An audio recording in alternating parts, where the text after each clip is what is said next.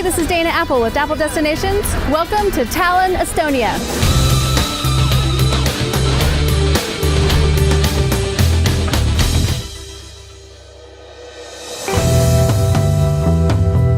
We're on our way to Tallinn, Estonia. We were finally able to head ashore a little after 9:30 and needed to be back on the boat no later than 4 o'clock.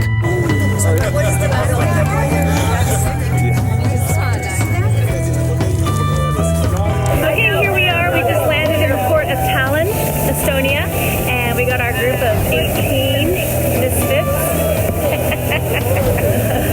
What are the odds that we all 18 show up at the same time? So that leaves at 4:30. The walk to Old Town was about a mile and took us about 25 minutes. Along the way, we stopped to get a shot of Vern pretending to graffiti this wall. All right.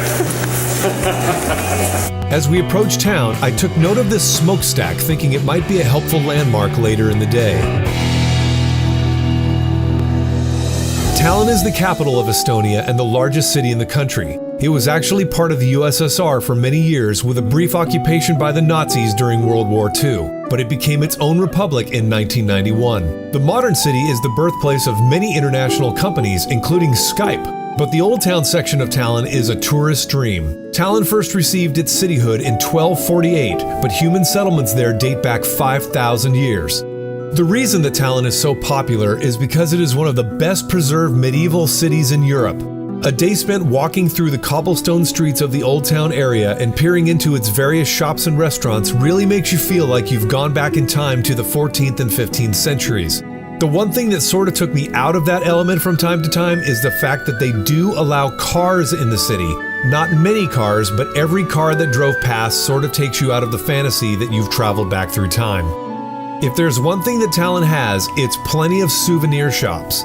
Dane and the ladies were having such a fabulous time stopping at all of the shops that I didn't think we'd have enough time to actually see the whole city. Thank you. Okay, ready? Yeah. 1, 2, 3. One more. And one more. Yes. Smile.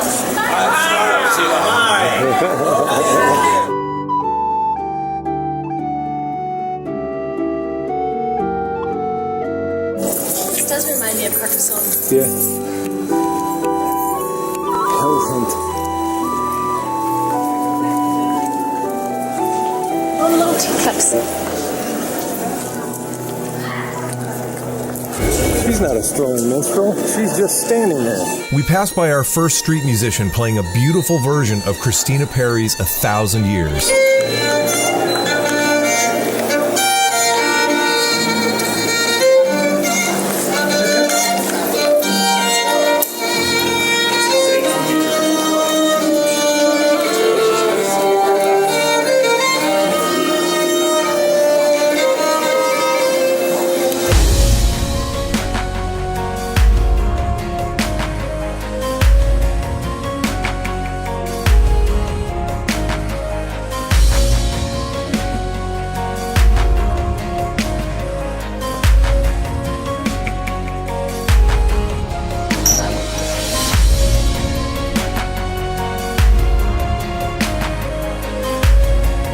As we finished in the lower town, where the merchants, craftsmen, churches, and monasteries were located, we headed up into the upper portion of the city, which is home to the castle and a couple of cathedrals. On our way up, we passed yet another violinist playing beautiful music for us to enjoy.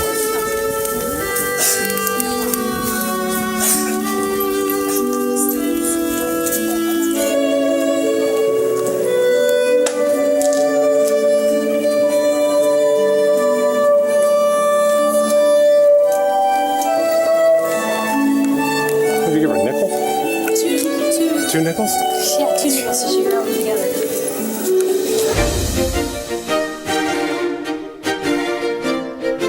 At the top, we ran into Darren and Kelly, who had just gotten back from the Overlook and told us that it was something that couldn't be missed. Look at that big walk up to the Overlook. Is that great? Just around the corner. Good. Did you see the big round building? The big round building, the one that Virginia was talking about. There's a big building here that's hugely round. I told Darren that we were supposed to go see the round building, whatever that meant, so he tried to look it up on his phone. Well, see. Anyway, they pointed us toward the overlook and we continued on that way.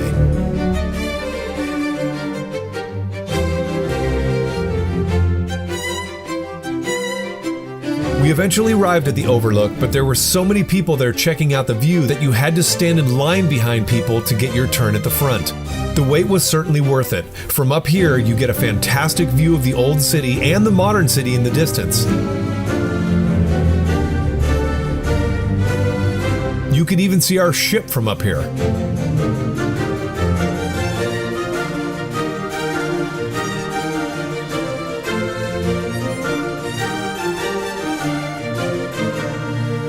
So now it was almost noon, and we had been walking around in a fairly good heat for nearly 2.5 hours.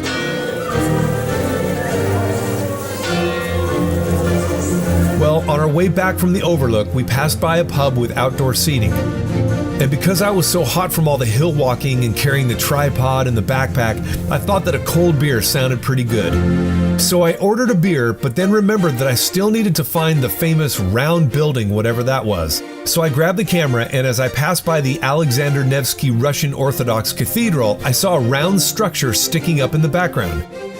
So I made a beeline toward that tower to get a picture, only to find out that this was just one of the turrets on the castle. As I turned around and headed back to the pub, I finally saw the round building. This is Kiek into Cook, which stands for Peek into the Kitchen, because when it was built in 1483, it was so tall that you could actually see into people's kitchens in the lower town. Since World War II, it has been a museum. Now that I finally found the round tower that I'd been searching for, I headed back to the pub to find that beer that I had ordered. So after a hard day of filming, you come back for your just reward. Local beer. Nice and cold. At about 12:30, we left the pub to go in search of our special lunch at a place called Olde Hansa, which is a restaurant that serves food in the medieval style of the 15th century. It sounded like it would be quite a unique experience, but it was somewhere down in the lower city, and we were going to need some time to find it in order to get to our 1 o'clock reservation. Now that's a sidewalk cafe. As we were headed to the lower town, we passed a place called the Beer House. We were standing outside looking in, and a man came out of the building and said, "Have you been inside?" And we said no. He said, "You have to go in and see it." So in we went. Right as we walked in, we found a group of taxidermied animals carrying trays of beer. Okay, we're off to kind of a weird start. In the next room was a pirate ship with a wooden pirate that you could pose with. Then we got into the heart of the pub. This place was nothing but medieval atmosphere. In the back of the house was a small courtyard that made you feel like you were outdoors even though you weren't.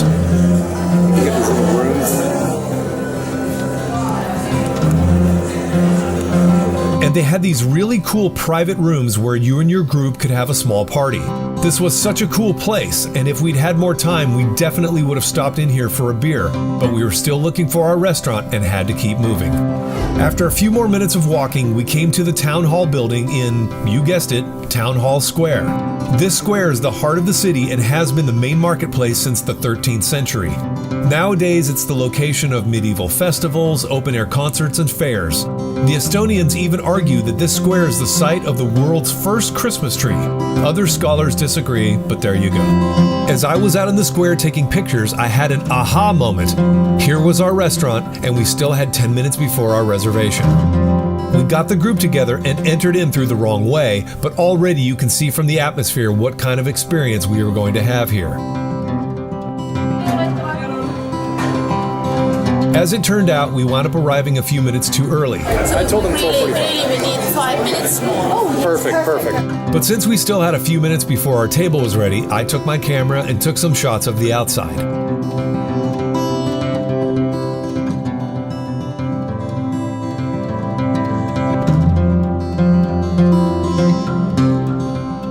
Dana wandered up to a small booth where two girls were giving out dates and selling little medieval trinkets. At 1 o'clock, we were told that they were ready for us, and we walked up to the 3rd floor to find our table. Now, the cool thing about eating indoors was the authenticity. They didn't have electricity back in the 15th century, so the only light in the entire building came from some of the small windows or the candles placed all over the restaurant. Are you part of which group? Apple charity.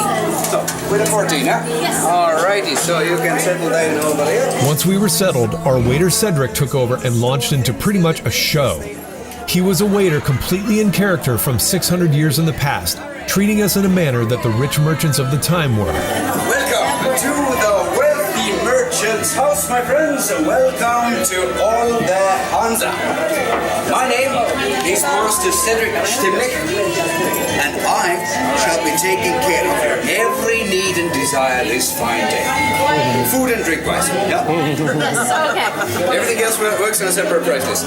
So, we have already taken the liberty of putting it on the table some of the appetizers, and you today have a marvelous chance of enjoying a feast. Yeah?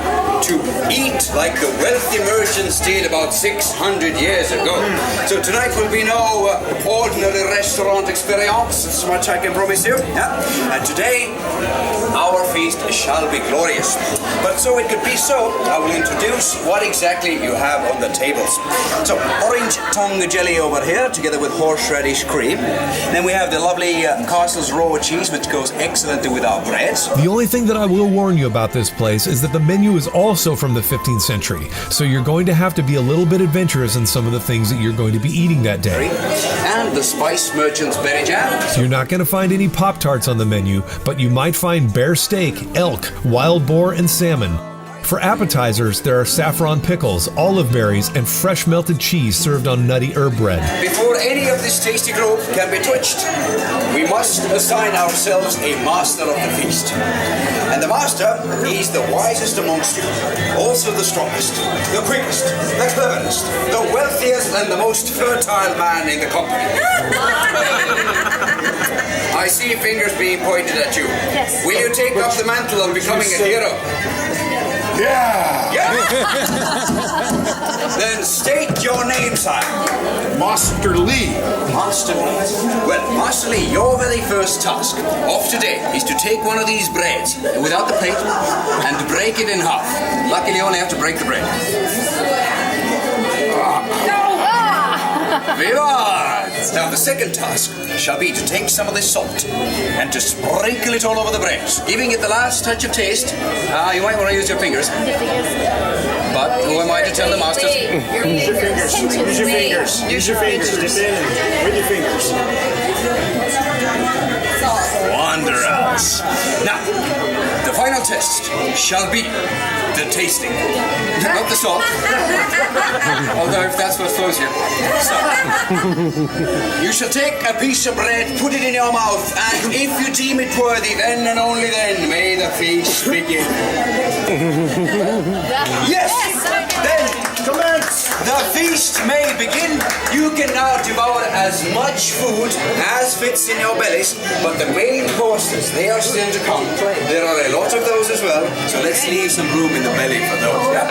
Let's start making those bellies happy! Did you get one? A cool thing about it is that it is all you can eat. If we ever ran out of something, we would simply ask Cedric for another round and he would just bring it. So there's really no going hungry here. So this one consists of love, friendship, and booze. Horse booze. There you go. One over here. To your health, dilly dilly.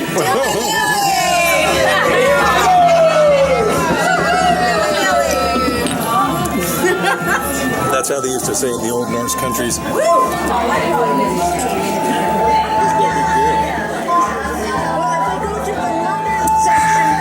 It is my pleasure, the privilege to bring to the table our main courses.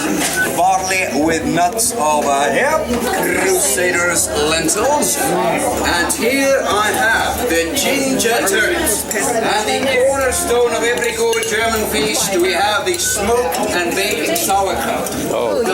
And some wild boar and elk meat. I know about elk, I don't know about wild boar. Oh, I do too. And the ever so lovely grilled salmon salmon in hazelnut sauce. So grilled salmon in hazelnut sauce.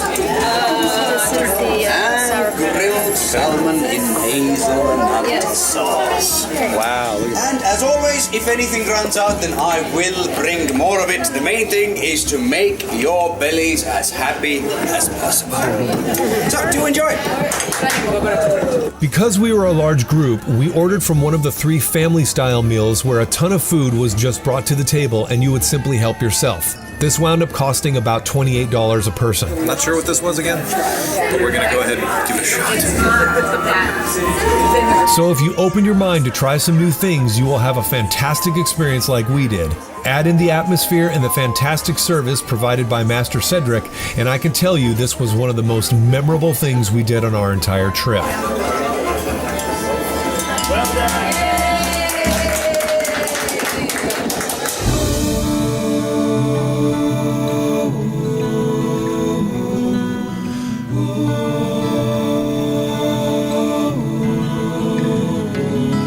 After about 2 hours of stuffing our stomachs, we limped out of the candlelit restaurant into the brightness of the Estonian afternoon. Well, that was super cool. I'm so glad we did that. Really good food, amazing freaking atmosphere. Highly recommended Old Hansa if you're gonna come to Estonia. What a fun place for lunch. How was your lunch? Fantastic. Yeah, that was really cool. I couldn't see what I was eating, but it tasted good. Yeah, that's true. It was a little dark in there. We had about an hour before we needed to be back on the boat, so we weren't necessarily in a rush, but we did need to think about heading back at some time. I saw this giant wall and wanted to get some shots of it. This wall surrounds the city, measuring about 2.5 kilometers in circumference. The wall is also about 50 feet high, high enough to keep out any 15th century intruders. Finally, I looked up and saw the smokestack that I had seen on our way into town and knew that we had to pass right under it in order to get back to the ship.